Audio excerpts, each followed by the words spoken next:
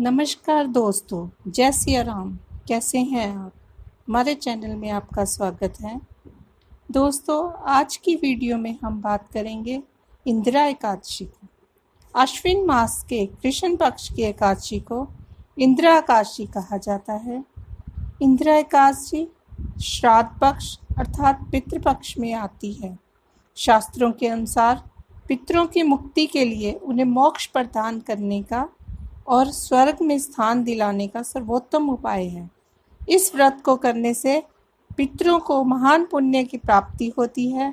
पितृ प्रसन्न होकर अपने वंशजों को आशीर्वाद देते हैं और उनकी सभी मनोकामना पूर्ण होती है। इंदिरा एकादशी का यह व्रत पितरों को यमलोक की यातनाओं से मुक्ति दिलाता है। इस व्रत से पितृदोष भी समाप्त होता है। पितृ यदि नरक की यातनाएं भोग रहे हों, उन्हें भी मुक्ति प्राप्त होती है।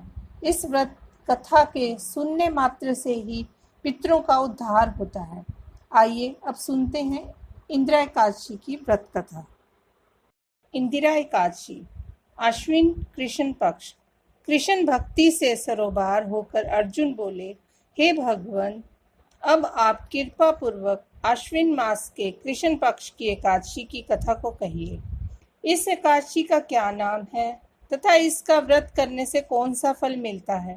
कृपा करके ये सब समझा कर कहिए।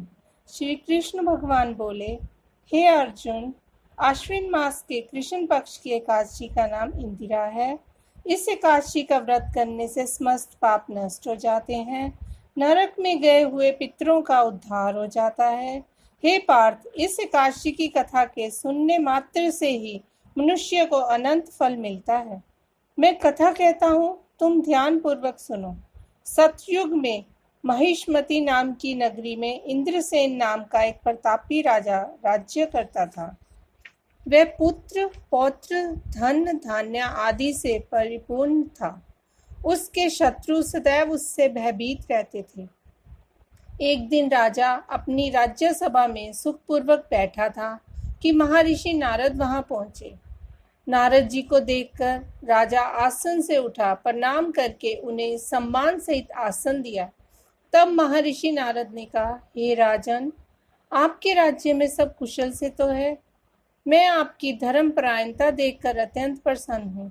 राजा बोला, हे महर्षि, आपकी कृपा से मेरे राज्य में सब कुशल पूर्वक है तथा आपकी कृपा से मेरे समस्त यज्ञ कर्म आदि सफल हो गए हैं।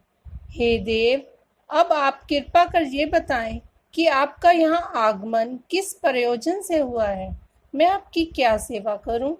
नारद जी बोले, हे राजन, मुझे एक महान आश्चर्य हो रहा है कि एक समय जब मैं ब्रह्मलोक से यमलोक गया था, तब मैंने यमराज की सभा में तुम्हारे पिता को बैठे देखा। तुम्हारा पिता महाज्ञानी, दानी तथा धर्मात्मा था, मगर एकादशी के व्रत के बिगड़ जाने के कारण वह यमलोक को गया है। तुम्हारे पिता ने तुम्हारे लिए एक संदेश भेजा है। क्या संदेश है ऋषिवर? कृपा कर यथाशीघ्र कहें, उत्सुकता से राजा ने पूछा। उसने कहा कि हे महर्षि, आप मेरे पुत्र इंद्रसेन, जो कि महिष्मती नगरी का राजा है, के पास जाकर एक संदेश देने की कृपा करें कि मेरे किसी पूर्व जन्म के बुरे कर्म के कारण ही मुझे ये लोक मिला है। यदि मेरा पुत्र अश्विन मास के कृष्ण पक्ष की इंदिरा एकादशी का व्रत करे और उस व्रत के फल को मुझे दे दे तो मेरी मुक्ति हो जाए, मैं भी इस लोक से छूटकर स्वर्ग लोक में वास करूं। अपने पिता के यमलोक में पड़े होने की बात सुनकर इंद्रसेन को अपार दुख पहुंचा और उसने नारद जी से कहा, हे मुनिवर, ये तो बड़े दुख की बात है कि मेरे पिता यमलोक में पड़े हैं। मैं उनकी मुक्ति का उपाय अवश्य करूंगा। आप कृपा करके मुझे इंदिरा एकादशी व्रत की विधि बताएं। इस पर नारद जी बोले, हे राजन, आश्विन मास की कृष्ण पक्ष की दशमी के दिन प्रातःकाल श्रद्धा से स्नान करना चाहिए। इसके पश्चात दोपहर को भी स्नान करना चाहिए। उस समय जल से निकलकर श्रद्धा पूर्वक पितरों का श्राद्ध करें और उस दिन एक समय भोजन करें और रात्रि को पृथ्वी का शयन करें। इसके दूसरे दिन अर्थात एकादशी के दिन नित्य कर्मों से निर्वृत होकर स्नान आदि के पश्चात भक्ति पूर्वक व्रत को धारण करें और इस प्रकार संकल्प करें कि मैं आज निराहार रहूंगा और समस्त भोगों को त्याग दूंगा। इसके पश्चात कल भोजन करूंगा। हे भगवान, आप मेरी रक्षा करने वाले हैं। आप मेरे व्रत को संपूर्ण कराइए। इस प्रकार आचरण देकर दोपहर को शालिग्राम जी की मूर्ति को स्थापित करें और ब्राह्मण को बुलाकर भोजन कराएं और दक्षिणा दें।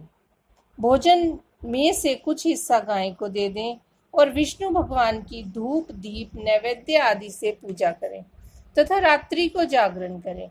इसके उपरांत द्वादशी के दिन मौन होकर बंधु बांधवों सहित भोजन करें। हे राजन, ये इंदिरा एकादशी के व्रत की विधि है।